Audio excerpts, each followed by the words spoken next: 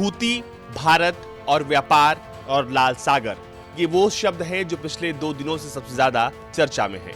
तो आखिर लाल सागर में क्या बदला है, समझते हैं।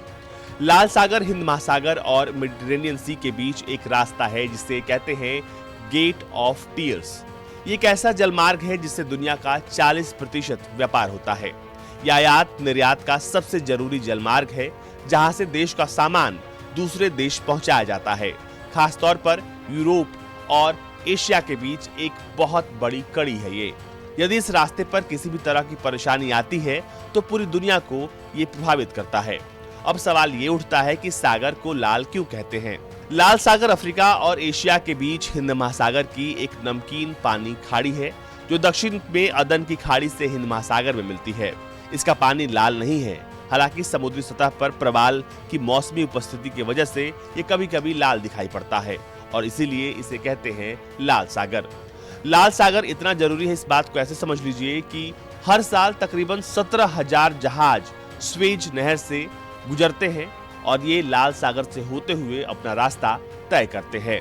वहीं इसी रास्ते से दुनिया का 12% कारोबार होता है।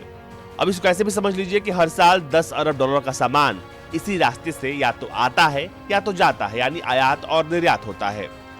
अब जो जहाज भारत से सामान लेकर जाते हैं या फिर भारत तक सामान लेकर आते हैं, उन पर कितना असर पड़ेगा? तो मालवाहक जहाजों को अब लंबे रास्ते अख्तियार करने होंगे। माल को भारत तक पहुंचने में देरी हो सकती है। दरअसल माल को केप ऑफ गुड से लाया जा रहा है। ऐसे में जहाजों को 10 दिन से ज्यादा का सफर तय करना पड़ रहा है, जिसके चलते माल कंज्यूमर तक पहुंचने में देरी हो रही है।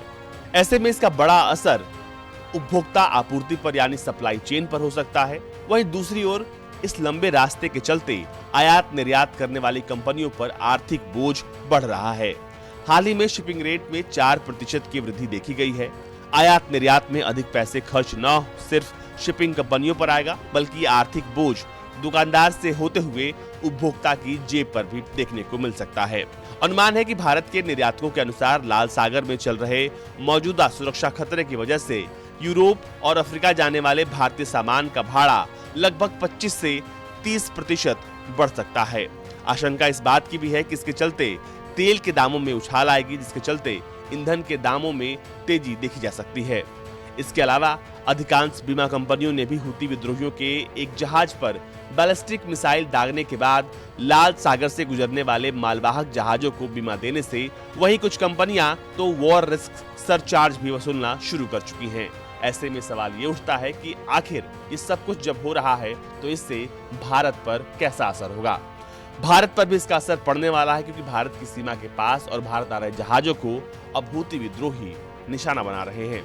ऐसे में उम्मीद है कि सब कुछ ठीक रहे, क्योंकि इसका सीधा असर भारत के आम लोगों पर भी जल्द देखने को मिल सकता है। ब्यूरो रिपोर्ट, भारत तक।